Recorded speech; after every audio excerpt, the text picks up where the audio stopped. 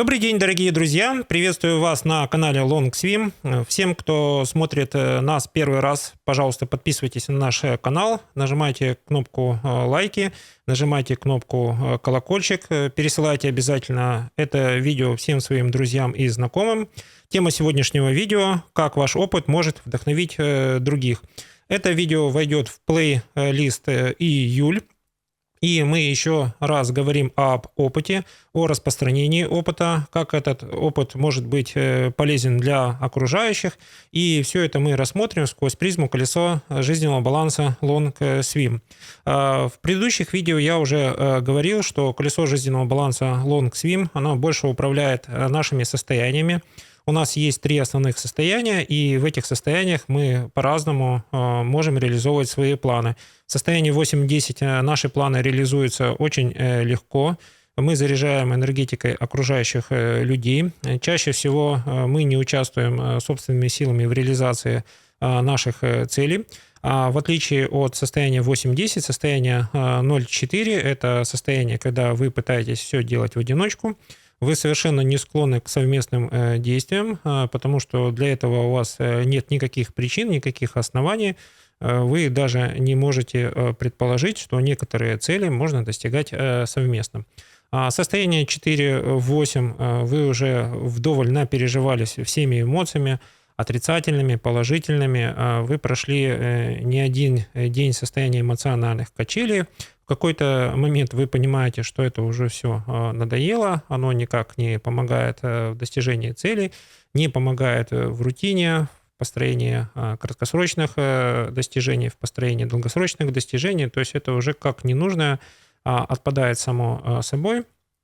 Поэтому методика колеса жизненного баланса, она обладает теми инструментами, при котором мы вам рассказываем, как можно быстрее избавиться от состояния эмоциональных качелей и уже поставив по 8 сферам колеса жизненного баланса свои цели, достигать свои цели с тем темпом, который вас устраивает.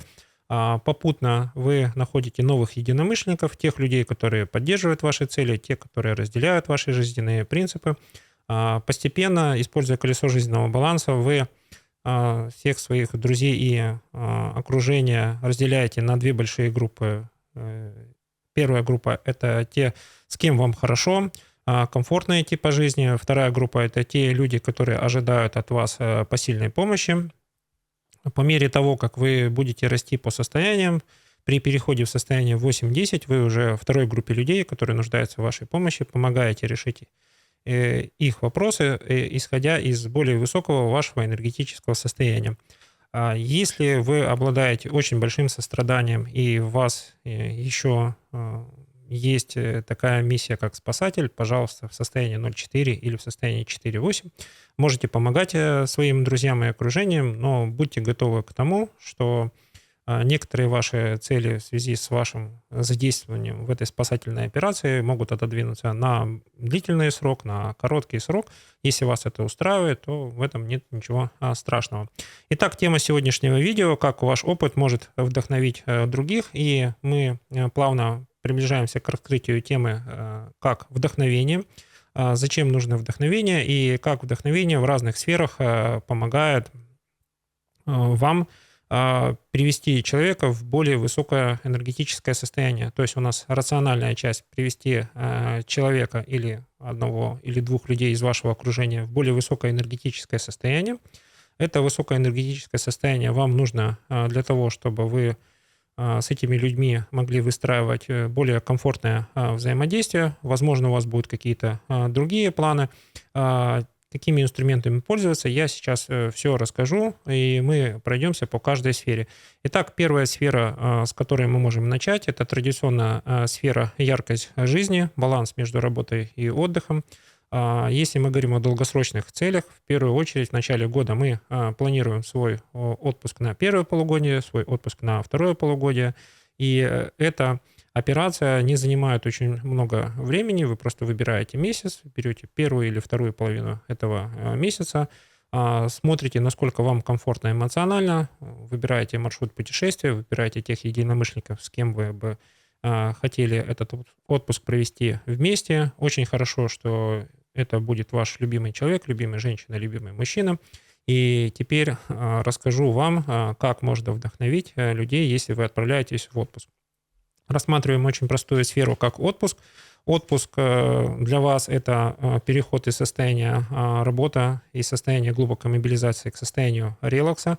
Наш организм устроен таким образом, что релакс ему необходим для того, чтобы подготовиться к дополнительным физическим нагрузкам, поэтому отпуск рекомендуем заранее планировать так, чтобы перед грандиозным каким-то проектом, перед грандиозным каким-то свершением у вас обязательно была возможность 2 недели побыть в другой среде, в состоянии релакса, и вы таким образом погрузились в состояние достижения своей цели. То есть это можно сказать простыми словами, перед большим каким-то грандиозным делом непременно нужно отдохнуть. Если вы передохнули, вы уже новое дело начинаете с гораздо большим запасом энергетики. Этот большой запас энергетики позволяет вам при хорошем планировании достигать целей проекта так, чтобы вы не устали. Я неоднократно вам повторяю, что если вы достигаете своих целей и при этом чувствуете, что израсходовалось примерно 50% ваших ресурсов, 50% вашей энергии, это очень замечательный результат, это высокий профессионализм. Когда вы работаете на чистом энтузиазме, на пределе своих возможностей, вы чувствуете, что каждый проект у вас забирает львиную долю энергии. Так тоже можно делать на начальном периоде своего профессионального роста, своей профессиональной деятельности. Если вы оттачиваете уже свое профессиональное мастерство, то оттачивание профессионального мастерства ведет к тому, что вы энергетики, сил и энергии затрачиваете меньше, у вас появляется легкая рука, легкость в движениях, и вы по ощущениям понимаете, что вот это вот достижение, оно вас вдохновляет именно потому, что вы затратили меньше энергии. Итак, вводим первый принцип, как ваш опыт помогает вдохновить других, у вас появляется легкость. И опыт — это ваши предыдущие знания, ваши предыдущие ошибки, но они разложены по полочкам.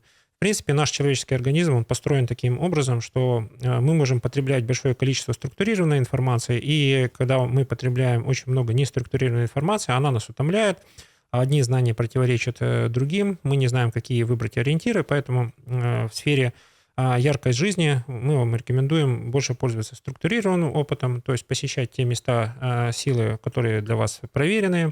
Один раз в год можете попытаться сделать вариант поиска места силы, что вас вдохновляет.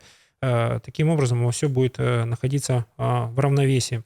Есть старые места силы, которые вас вдохновляют, есть новые места силы, которые вы еще должны почувствовать. Ну, как новая вещь, она должна прижиться в вашей экосистеме. Следующая сфера – это духовный рост и творчество. Как ваш опыт может вдохновить других? Опыт работы с духовными практиками, он достаточно консервативный. Вы изучаете то, что вам нравится с точки зрения того, разделяете вы эти жизненные ценности, не разделяете.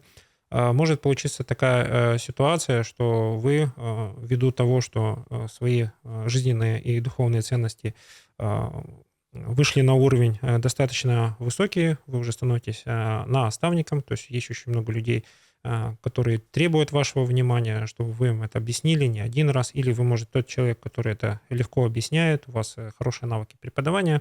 Мы на это смотрим сквозь призму того, что чем больше вы теории применяете к своей повседневной деятельности, тем более ценным становится вот это вот применяемое знание. Чаще всего в практике получается небольшой баланс между получением знаний и его применением проходит минимум год. Если вы чувствуете, что вам нужно подготовиться, если вы обладаете какими-то навыками или сверхособой решительностью или настойчивостью, тогда между теорией и практикой происходит очень короткий промежуток времени в течение месяца. И здесь, в сфере духовного роста и творчества, именно опыт, который вы реально применили, то есть в первом месяце вы получили теоретические знания, в следующем месяце вы их применили, обобщили ошибки, поняли, как это работает именно вот на ощущениях, на чувствах, на эмоциях, и вы этот опыт можете уже использовать для того, чтобы вдохновлять других людей, потому что Людям, может, технически все понятно, как это делается, но именно вот эмоционального переживания им не хватает. То есть вы в сфере духовного роста и творчества перейдете ту эмоцию, те чувства, ту энергетику, которая позволяет другим к своим правильным техническим навыкам добавить эмоции, и они будут работать синхронно. а, И результат вот этого действия — это переход в более высокое энергетическое состояние.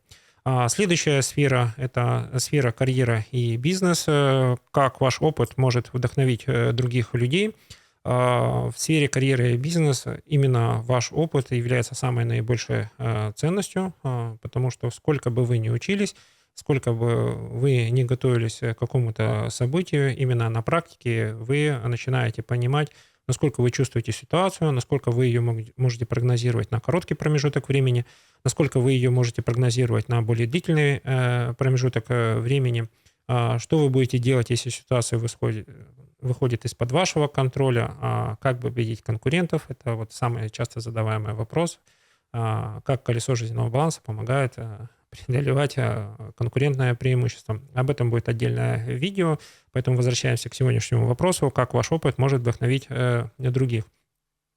В сфере карьера и бизнес мы находимся между двумя состояниями. Первое состояние — мы работаем наемным сотрудником, используем свои профессиональные навыки. Второе состояние — у нас есть собственный бизнес, и этот собственный бизнес может существовать без нашего участия или с нашим участием.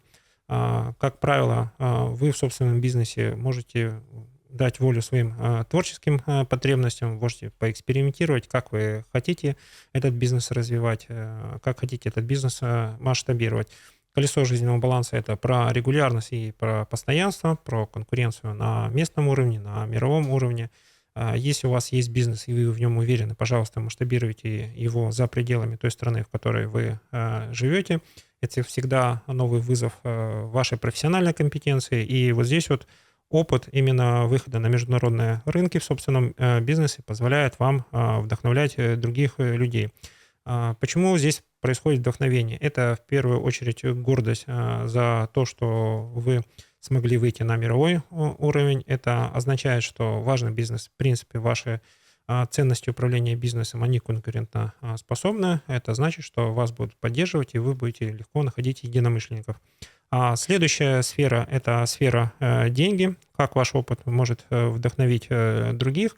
В сфере денег или в сфере финансового менеджмента всегда есть очень много готовых теоретических наработок, но мы в колесе жизненного баланса больше рассматриваем опыт, поэтому у кого есть какой опыт использования, накопления своих денежных средств, опыт увеличения этих денежных средств, пожалуйста, пишите в комментариях, задавайте вопросы, пускай разгорается дискуссия. Колесо жизненного баланса LongSwim построено по принципу таблицы Менделеева. Мы всегда готовы новые знания, новые инструментарии интегрировать в нашу методику. Для этого мы будем записывать отдельное видео. Поэтому ждем от вас активного участия, как в других странах вы приобрели свой опыт, что вам помогло адаптироваться в этой стране, что вам помогло в этом бизнесе достичь своих целей. Пишите об этом, мы вам очень рады. Итак, в сфере денег какой опыт для вас важный и какой опыт вдохновляет? В первую очередь вдохновляет опыт удачных проектов. Как правило, соотношение удачных проектов и неудачных, можно сказать, 1 к 3, 1 к 4. 4 неудачных проекта, 1 удачный проект. Можно сказать, что удачные проекты — это проекты, которые отвечают актуальным запросам рынка на тот период времени. Если вы с этим проектом можете выйти еще раз на этот рынок, вы создаете достаточно сильную конкурентную среду.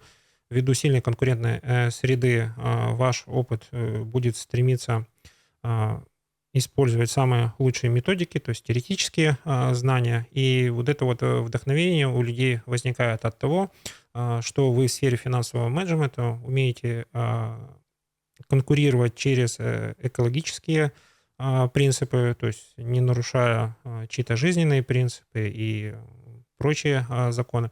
Вообще в сфере денег есть две крайние ситуации. Первая ситуация, когда бизнес идет на пролом, То есть ломают все старые системы, возникает новая экосистема в сфере денег. И есть второе направление, когда все это идет экологическим способом, то есть деньги перетекают из одних проектов в другие.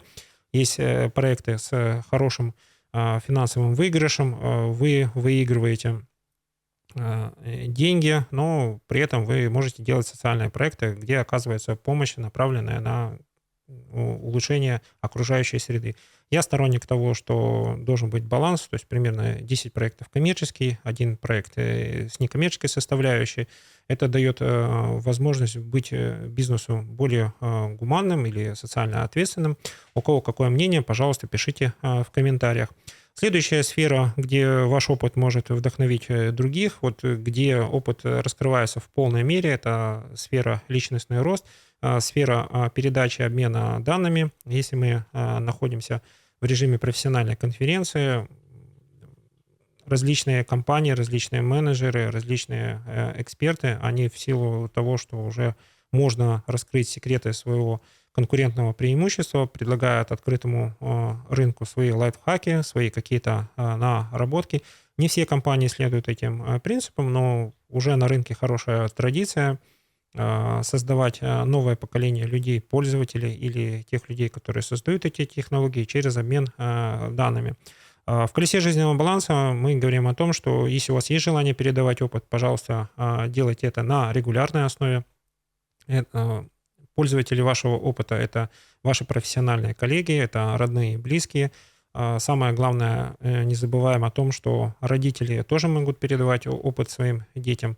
В сложившейся ситуации дети не всегда готовы воспринимать вас как экспертов, но делайте неоднократные попытки. В какой-то момент ваша попытка будет удачным. Хотел затронуть еще тему наставничества. Здесь ваш опыт очень сильно помогает вдохновлять других, потому что через обратную связь, через заданные вопросы вы понимаете, какой опыт ваш нуждается в структуризации, адаптации к новым реалиям. Так о вашем опыте можно рассказать в двух эмоциональных переживаниях. Первое эмоциональное переживание — это была самая большая ошибка вашей юности.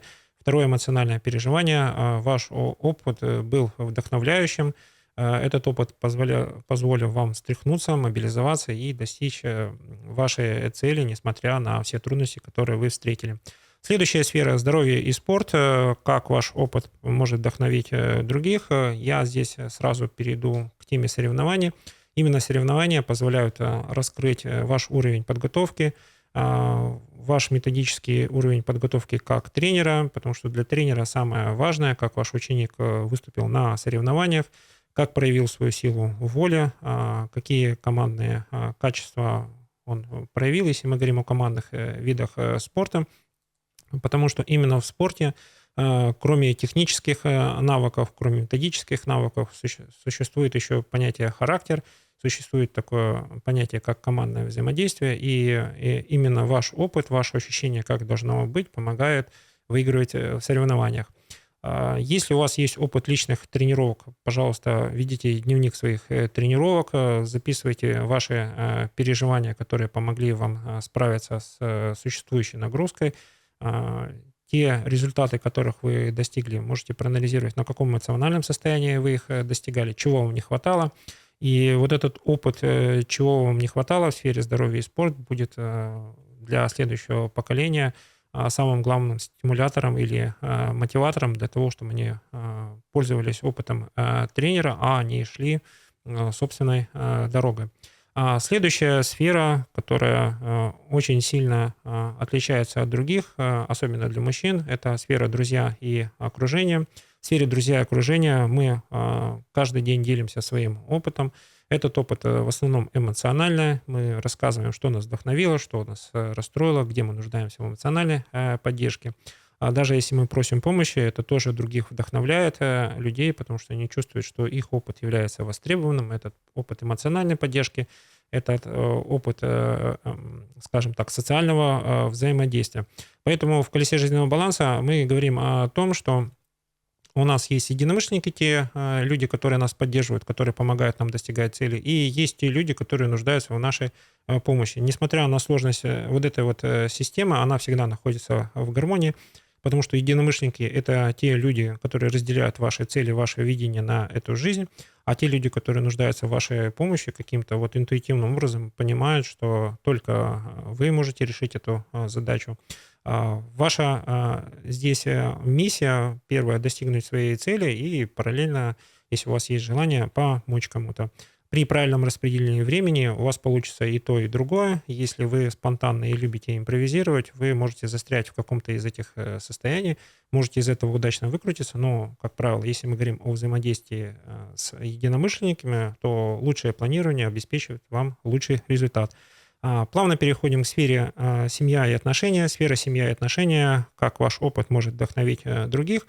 Я имею в виду тот опыт работы с колесом жизненного баланса, который говорит вам о том, что чем лучше вы понимаете себя, то есть у вас есть опыт познания себя, понимания своих целей, какие инструменты вы будете использовать для достижения своих целей, и чем больше вы разбираетесь в себе, тем лучше у вас взаимодействие с любимым человеком, с любимой женщиной, с любимым мужчиной.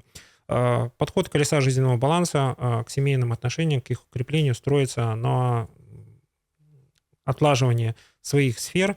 И если мы говорим о укреплении семейных отношений, мы начинаем со сферы яркой жизни и постепенно укрепляем сферу духовного роста и творчества, то есть понимаем, какими жизненными принципами мы управляем или по каким принципам мы находим своих единомышленников. Дальше понимаем, какую роль, какой приоритет у нас занимает карьера и бизнес. В сфере деньги тоже очень важно для проработки. Это распределение денег в семейном бюджете, на что вы деньги собираетесь тратить, построение финансовой подушки безопасности, понимание, что вы можете использовать чужие заемные деньги для реализации собственных целей. Вот это вот умение рассчитывать на ближайшее, на далекое будущее в семейной жизни помогает вам находить взаимодействие с вашим любимым человеком. Следующая сфера, очень важная для укрепления семейных отношений, это личностный рост. В личностном росте мы понимаем, что мир знаний находится всегда в динамике. Если мы участвуем в этой динамике, то мы можем побыть в двух состояниях: или мы передаем свой жизненный опыт, мы становимся преподавателями, наставниками, либо мы смотрим, что интересного нового появилось в этой сфере, и эти новые знания помогают найти нам новые точки соприкосновения с нашим партнером, любимой женщиной, любимым мужчиной. Это все нам нужно для того, чтобы семейная жизнь не превращалась в бурю эмоций, а превращалась в сознательное дополнение друг к другу, когда мы не пытаемся переделать партнера, а пытаемся дополнить друг друга и дать друг другу ощущение стабильности и вдохновения. Следующая сфера, проработка которой дает замечательный результат, это сфера здоровье и спорт. И в здоровье и спорте мы уделяем внимание своему здоровью, понимаем, что вас волнует, на что мы тратим время. Чаще всего в сфере здоровья и спорта мы сами себе не уделяем необходимого времени, и как только мы уделили своему здоровью больше времени, мы лучше начинаем понимать партнера, потому что партнеры тоже такое же состояние. Главное в здоровье и спорт быть в состоянии 4-8, то есть вы уже готовы, так сказать, с новыми силами реализовывать те задачи, которые вы поставили по сфере колеса жизненного баланса. Еще раз напомню, что у нас примерно 50 задач или грандиозных целей на год. И когда мы эти цели можем сформулировать, мы их можем озвучить своему партнеру. И перед тем, как приступить к укреплению семейных отношений, мы прорабатываем сферу друзья и окружение. Это самая сложная сфера, самая непростая. Почему? Потому что нужно делить людей, которых окружают, на две группы. Одна группа, с которыми вам постоянно легко, в любой ситуации вы эмоционально чувствуете друг друга. Далее у нас очень большая группа людей, которые нуждаются в нашей помощи, которые в нас видят какого-то гуру, наставника, лидера. Им тоже нужно уделить внимание, и не нужно забывать здесь еще про семью и построение долгосрочных достижений. Вот почему в сфере семьи и отношений нужно строить долгосрочные цели, потому что только долгосрочные цели позволяют вам прийти к совместным действиям. Итак, в сфере семья и отношения ваш опыт именно проработки колеса жизненного баланса может вдохновить вашего партнера, любимую женщину, любимого мужчину для того, чтобы строить краткосрочные достижения. Это гораздо легче, чем долгосрочное достижение. То есть при рассмотрении долгосрочных достижений, у вас падает эмоциональность, и вы больше к конкретике. Здесь вы принимаете предложение от своего партнера, или вы предлагаете партнеру свои предложения. Можем сделать так. Здесь мои цели, как ты видишь, если мы тоже будем взаимодействовать по целям. И многие спрашивают, сколько времени проходит на такую проработку. На такую проработку уходит примерно полгода. То есть через полгода проработки собственного колеса жизненного баланса можете прийти к тому, что в сфере семьи и отношений ваш опыт может вдохновить другого человека, вашего любимого. Тем, кто смотрел это видео, всем желаю хорошего дня, прекрасного настроения. Обязательно подписывайтесь на наш канал, ставьте лайки, нажимайте кнопку «Поделиться». У вас все получится. Я в вас верю.